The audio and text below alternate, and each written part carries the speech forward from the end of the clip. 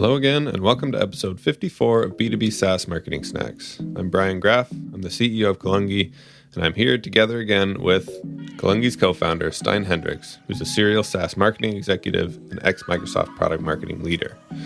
In this episode, we're coming at you live from SaaSOpen in Austin, Texas. We loved being at the event and connected with some great SaaS founders, had some really good discussions. There were fantastic speakers and amazing topics being presented and knowledge being shared. We'd highly recommend this event for any B2B SaaS founder or leader looking to take their business to the next level. Anyways, today's topic is one that's relevant to a lot of B2B SaaS leaders and one that Kalungi loves to weigh in on. And that is, how do you stand up your marketing team? What sources do you pull from, and what are the pros and cons of each? Hope you enjoy it. Thank you for being here, Brian, and great to meet everyone here. And it's amazing to do one of these podcasts in front of a live audience. I've never done that before. So who are we? So my name is Stein Hendricks. I've been hosting a podcast for 4 years now, 3-4 years, something like that, for a couple of years, with Mike Northfield. And recently we changed the team. Brian is now my co-host. I'd like to introduce him here. Brian is the CEO at Kalungi as well. He's been a partner for Mike and me in the last couple of years. And as Mike kind of wanted to take a step back, I found it really exciting to get Brian to step in. And since we're both here at SaaSOpen today, and I wanted to interview a founder, CEO, someone who's leading another company in our space, I thought, why not just Brian and me have a conversation here about something that I think is relevant for all of you. And for that topic, maybe, Brian, you can, do a quick intro and then talk about what we're going to talk about today. Yeah, perfect. So my name is Brian Graff. I'm the CEO of Kalungi, and we are a growth as a service agency for B2B SaaS companies underneath 20 million ARR. And basically what that means is that we provide a fractional marketing team to those software companies and help them grow. And throughout our years of doing this, we've seen a lot of different types of SaaS companies, maturities, industries, go-to-market strategies. And we've been able to really glean some good insights out of our experience. And hopefully we'll be able to share some of that with you today and hopefully give you some good knowledge to be able to make good decisions with in the future. So the topic that we would want to cover is, how do you stand up a marketing team, and what are the major sources that you can get your marketing talent from? And what are the pros and cons of each? What should you do? What should you not do to set you and your company up for success? And a lot of this comes from the fact that at the end of the day, sales is typically the job of the founder or the CEO. And so Kalungi was actually founded by Stein, and I happen to be the CEO. And so we've both had the pleasure of taking on that sales job. And as a result, we've had many calls with many software companies looking to grow. And a lot of them have had different needs throughout that journey, though, right? Some of our calls have been trying to almost triage a patient where, there's blood everywhere. The first thing that we need to do is find out where the blood is coming from and stop it before we decide, what to do next. Other times we've been looking at it more like a dietary consultation, right? Somebody's taking on a lot of carbs and they need to lose weight, where maybe they've grown too fast, they've hired too quickly, and they have a poor team that isn't producing the results that they need. Or sometimes it's like a strength coach, which is more of, we're in a decent spot right now, but we want to do more, right? We want to grow faster. We want to build for the future. And we haven't been able to crack the ceiling. We've hit a plateau and haven't been able to either work as efficiently as we wanted to or grow as fast. And so what do we need to do to kind of build strength, build gains, as lifters say? So there's a bunch of different angles that you can come across this, but all of those people kind of have the same set of decisions to make when they're deciding how to build their marketing team. So I guess, Stein, what are some of the different alternatives that you've seen people weighing when they're coming to us? Yeah, what's really, when you the dietary or strength coach analogy is also very fitting, because when I speak with a founder who's getting to this point in the journey, either saying, hey, I'm growing too fast, and maybe not in the right direction, or I'm not growing fast enough, or I'm spending a lot of money and I'm not growing. It usually is a function of some decisions they made that they are now regretting. And it is really important to first get to the core of kind of what is really the objective here. And of course now, 2024, the cards on the table are just so different than 2-3 years ago, where this whole notion of grow as fast as possible, any way possible, at any cost, has made place for a much healthier environment right now where people are thinking about quality growth. And how do you do that at the right pace? Of course, still as fast as possible, but also as healthy as possible. So when someone comes to either Kalungi or to me and talks about, hey, I want to invest, I want to do new things, I want to do more, but how do I do that and where do I start? The question often is more about what do you define as quality, right? Is the charter that you have to grow profitably and how profitable? Do you want to capture a market that maybe where the window of opportunity to be a dominant player is closing? Are you concerned that you're maybe not even in the right market right now and that you haven't really confirmed real product market fit? Although you may have seen revenue growth, it might not be sustainable if you're doing it by buying market share. So a lot of those things come down to that analogy that you used, right? Are we still triaging or are we actually aware of what the challenge is and we just want to lose weight or we want to gain muscle mass? So the options that, of course, are always on the table, Brian, to your question is, do I grow more organically? Do I hire more people in-house? Do I get more out of my in-house team by providing some coaching, by helping them, learn new things? Do I get some external help in the form of extra muscle, basically agencies, right? Capacity, if you will.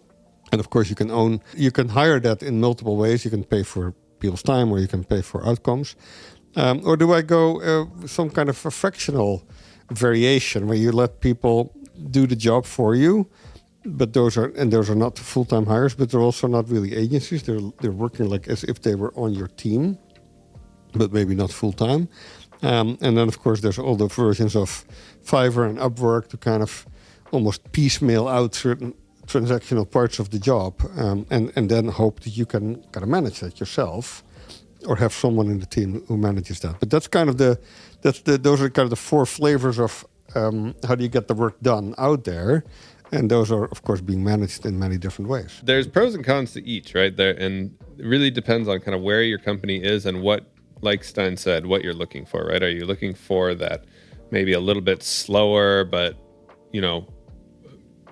more custom growth that fits your industry and company needs specifically?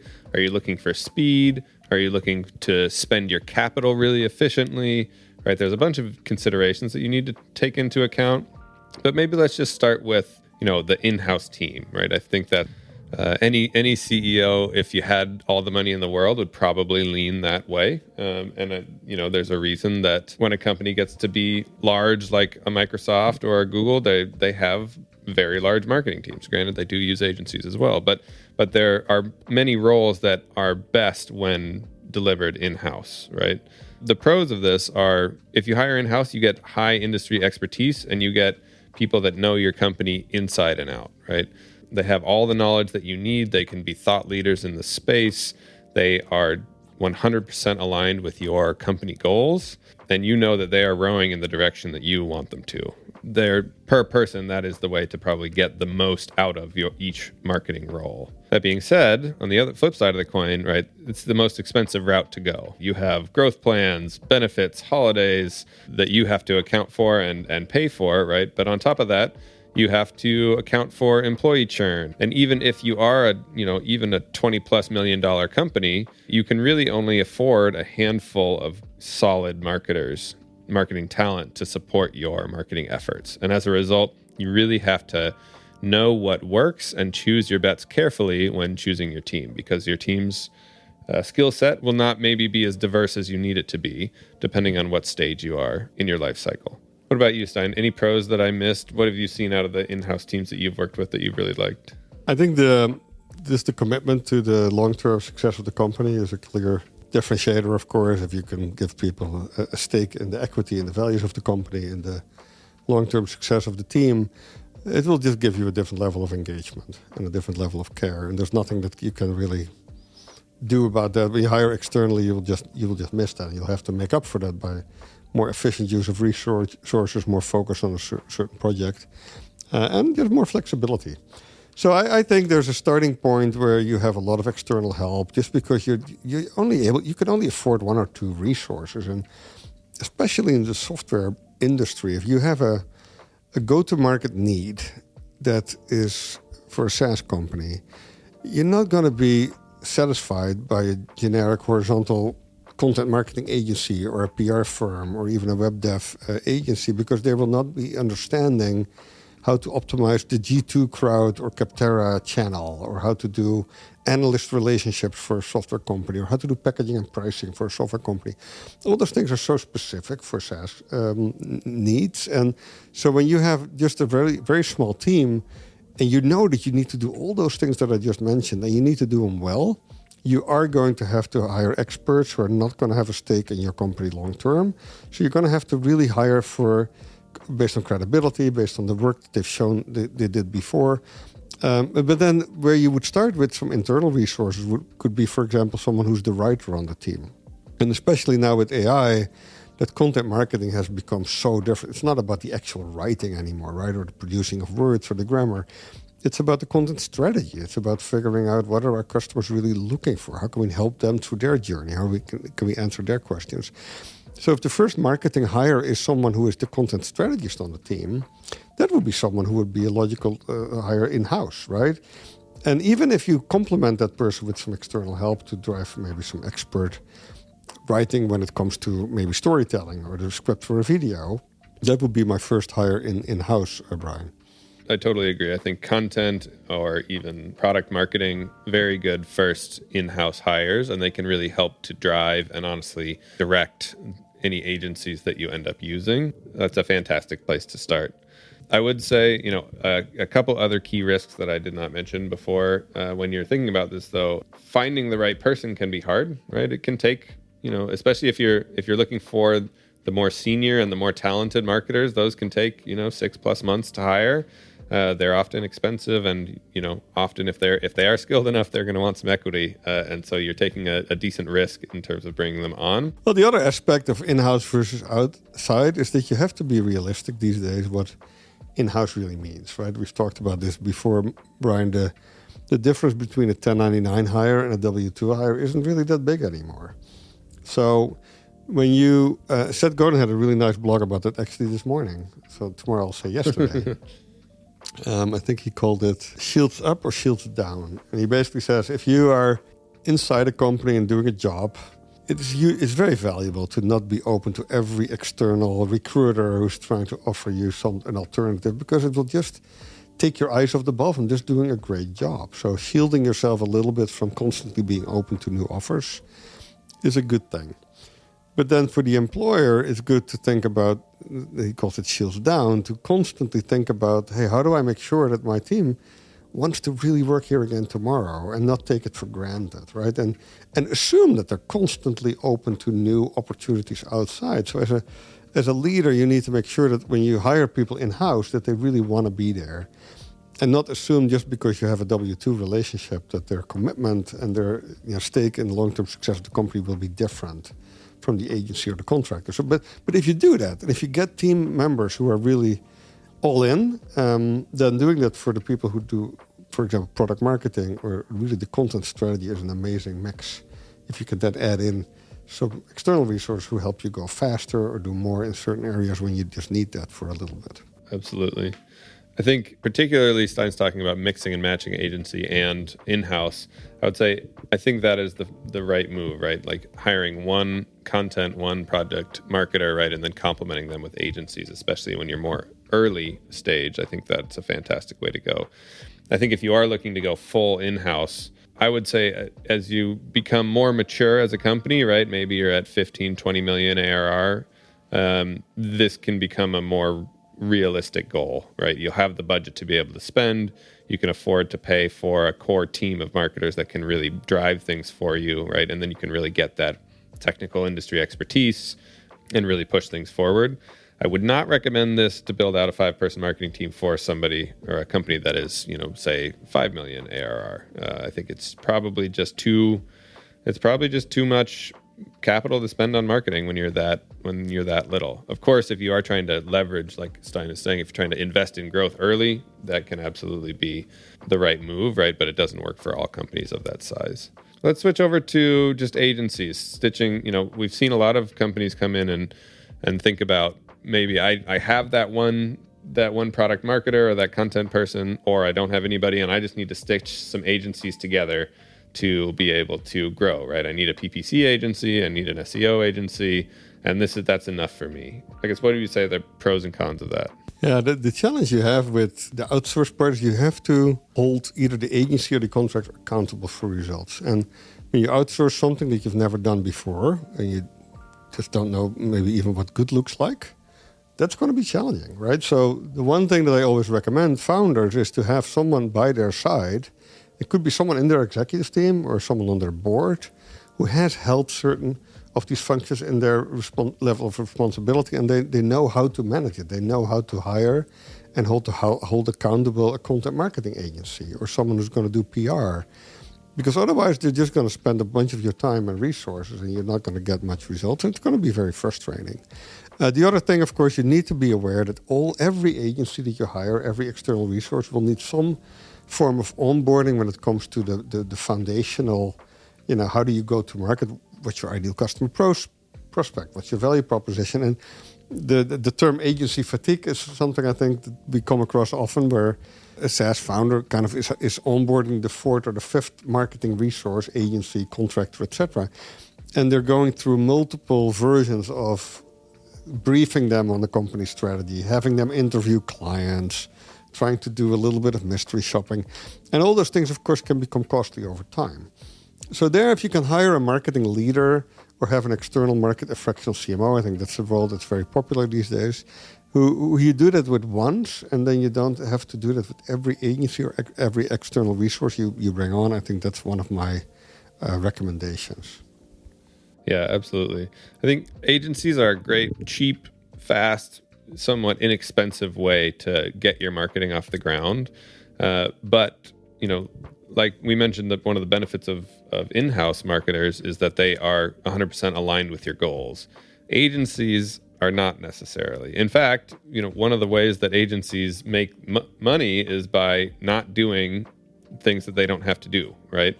And so it's really important that you as a founder or a leader be very specific with what you need that agency to do. And that can be hard for founders that don't know marketing, right? If you are a founder that does have a history of marketing, then you can leverage agencies the right way. Or if you have a strong leader, right, or a strong internal marketer that can really drive them forward. Otherwise, like Stein said, it might be worth using a fractional CMO to help wrangle those agencies and push them in the right direction. Yeah, because what you don't want to end up with is having to count time, for example, right? This is a pitfall that's very common. You don't feel good about the results. You don't feel good about the traction. You're not seeing enough movement. And now you're kind of saying, okay, I can solve for that by putting more controls in place, by have more meetings with them, have them track their hours, etc. And of course, some of that will help, right? There's this whole notion when you go to the gym and there's a coach walking around, people probably will work out a little harder if they know someone is looking.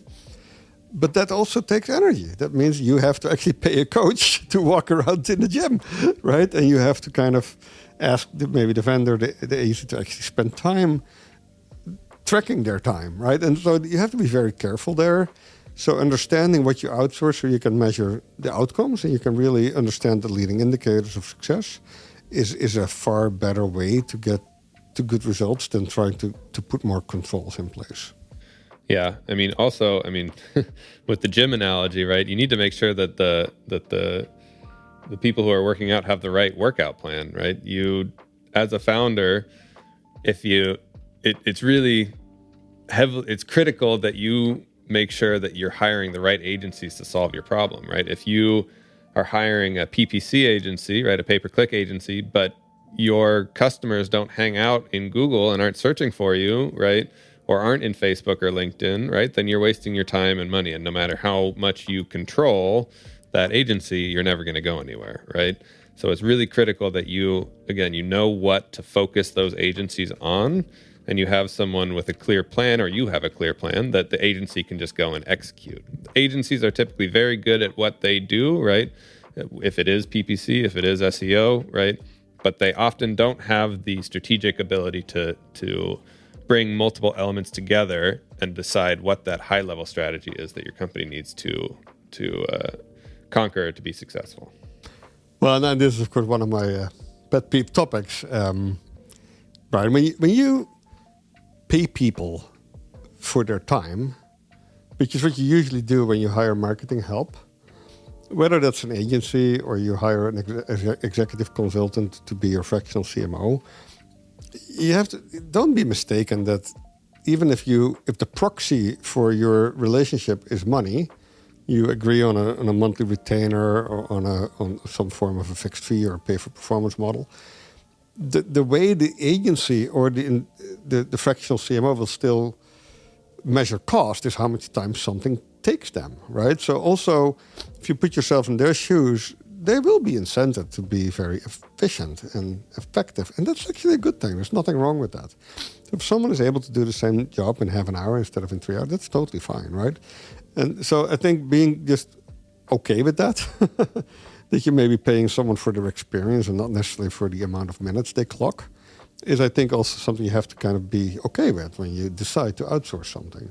But then, of course, that goes back to Brian's point, you have to be very clear on what success looks like and what you do want to measure that is reasonable from an expectation perspective. Yeah, 100%.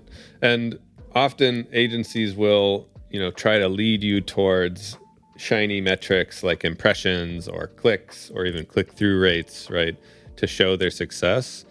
And those are important metrics, right? But we like to call those leading indicators, right? As in they should be leading indicators of the ultimate success that you're looking for, right? What you really want out of an agency like that is marketing qualified leads or cost per marketing qualified lead or the amount of pipeline generated, right? Closed revenue, ultimately, closed revenue and channel cost per or cost for acquiring a customer, right? Those are the really important metrics that you're looking for. The unfortunate thing is often when you hire an SEO agency, they won't sign up for those metrics because they honestly shouldn't with the scope that they have because they don't have enough control to really influence that, right? Their activities are so high up in the funnel that they can't control if one of the leads that they generate goes to closed won. But it can often be a major pain point for executives trying to grow their company and incent agencies in the right way. Yeah, I think one of the frustrations I always had when I was the founder, CEO, is that it was so hard to hold, especially marketing and sales people, really accountable for results, and especially external resources, but even also internal teams. And it's to your point, Brian, that if you have people who don't control enough of the variables, it's also not reasonable for them to... Like, I talk with founders all the time who then speak with a marketing agency, they wanted to sign up for ARR contribution or something like that. And sure, you can put that on paper, but they're not going to be able to really change what they do on a day-to-day basis to really influence that, right? There's too many things outside of their control. So I think it's better to be very clear on what you think they can really impact. And sometimes that's MQL. And if you then want to say, hey, an MQL has to be of a certain quality level, then sure, tell an agency that in the first month, you'll say, hey, let me see how many MQLs you can drive. But then in the second month, I want you to start being really aware and feel accountable for if those MQLs convert into, let's say, sales opportunities, SQLs, or even maybe deals in close won. But you have to kind of say that's kind of the next step so that you allow them to then start, and that will be the incentive for them to start working with your sales team to make sure that the handoff of those MQLs is done really well and that the sales team has the materials that they need to convert these, right? And then you put the right controls, you allow them to go work with the sales team on that with the right incentive, and you're also reasonable that maybe first you basically will measure MQLs, and then once that is started. And also every leading indicator, as long as it's moving in the right direction, it's a great indicator. I think the challenge with a lot of inbound marketing metrics, like, for example, impressions and things like that, is that, yeah, if they go up, everything's fine. But when people start to, but then of course you have to have conversions to the next stage of the funnel. But I think when it gets challenging is if they don't go up and you don't have those conversion metrics, etc., then of course the conversation becomes a little tougher. So this is one of the reasons we also founded Kalungi, Brian, right? It was kind of my frustration with not being able to hold people accountable for results, and Kalungi does solve that a little bit by doing both the marketing leadership and the execution and sort of the work. What have you found there to be hard, easy, when you try to convince a founder of that being a good model? Well, I think it's a leap of faith on the founder's part often to take an agency like us on, just because we there aren't a lot of us around that are really willing to sign up for results like that. And often, we come in at the high price range of the options that they're considering aside from a in-house hire, right? A model like ours doesn't really work for people who want to pinch pennies, but I think the major challenge is getting people to break away from, I guess, the status quo and look at how they can, I guess, disrupt the way that they've done marketing, right? In this new method, right? Like Stein is saying, Kalungi was built, one of its major purposes was to be able to actually sign up for results, right? And to be able to deliver pipeline to customers and to be able to not get stuck so high up in the funnel that we can't impact revenue. And so the biggest thing that I think we need to align with founders and leaders when we're either in the sales process or early on in engagements is, hey, what does success look like, right? Is it just customer acquisition? Is it a number of pipeline? Is it profitability, right? But then working with them to establish the right plan and the right go-to-market strategy to hit that. Stein was talking about, leading indicators are actually really good if they're the right ones and they're moving up, right? And so our job, especially in the beginning of an engagement, is getting to a point of understanding with leaders of this is the plan that we need to build together, and these are the leading indicators that will show our success, right? Marketing is a long-term engine that you need to build. It's not something that you can flip a switch on and have a mountain of leads come in overnight. Sometimes that happens, and that's great, but it's not something that should necessarily be expected, right? And so how can we build the right long-term plan with a founder that gets some quick wins and keeps the lights on early on, but ultimately builds for that. We really, our main goal is sustainable, scalable growth, right? So how can we build the right plan and show the right trail of metrics, right, that will get us there? I know you thought about you started with what to do, what not to do. Was there anything else on those lists that we haven't talked about?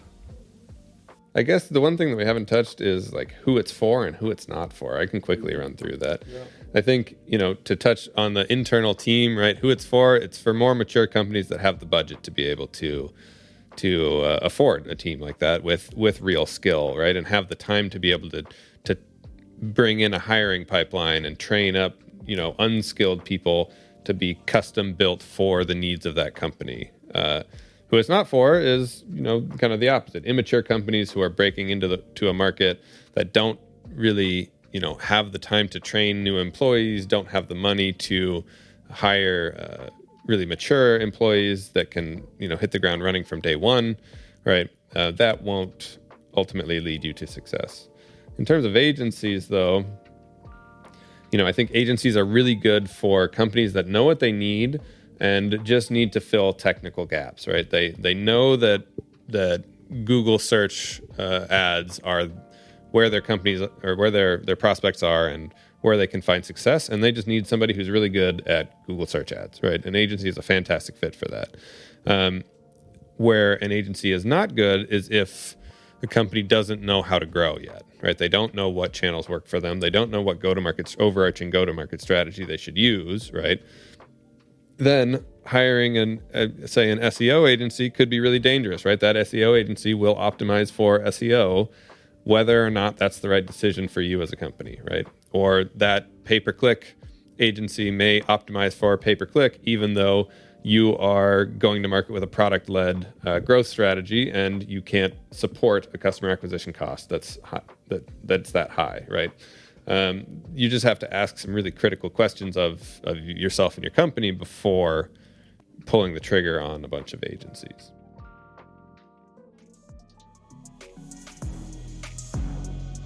Thank you to Adriano Valerio for producing this episode and the Kalungi team for helping us make this whole thing work.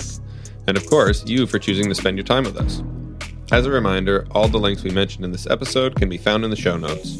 If you want to submit or vote on a question you'd like us to answer, you can do that at kalungi.com/podcast. Every time we record, we take one of the top 3 topics and jam on it.